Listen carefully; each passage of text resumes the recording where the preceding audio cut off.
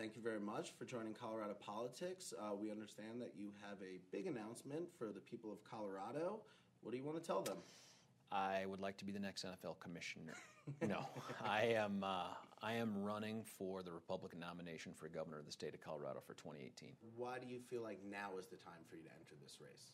First off, 4 years ago when it was talked about, and, I gave it some thought, at the end of the day, look, this Aurora Theater massacre, this huge blight on the community, this horrible thing that happened, it took place in between the primary where I was nominated and the general election. And it seems to me when people cast their vote in that November of 2012, there was an expectation that the person who became district attorney was going to get justice out of that case.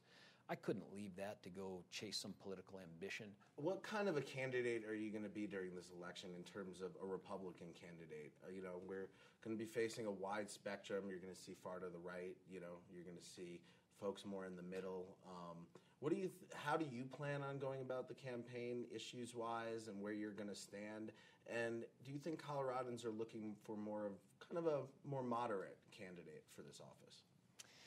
First off, if you take a look at the names that have been whispered about, floated out there as potential candidates on the Republican side, look, I'm clearly the conservative out of that group, but I'm not a conservative as measured by anyone else's standard.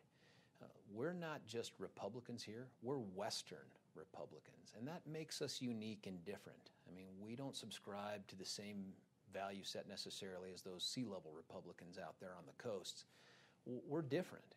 We subscribe to a sense of liberty and of self-determination that you don't see in a lot of other states. And that's how you explain things that we've done as voters, whether it's, a solid commitment to Second Amendment rights and concealed carry and possession of firearms, but also legalizing recreational marijuana.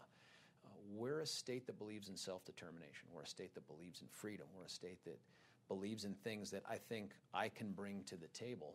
So, whether I'm a conservative or not for purposes of the most conservative person in the campaign, ultimately, I know that I'm a conservative, and I know that as a Republican, I can make a difference for this state.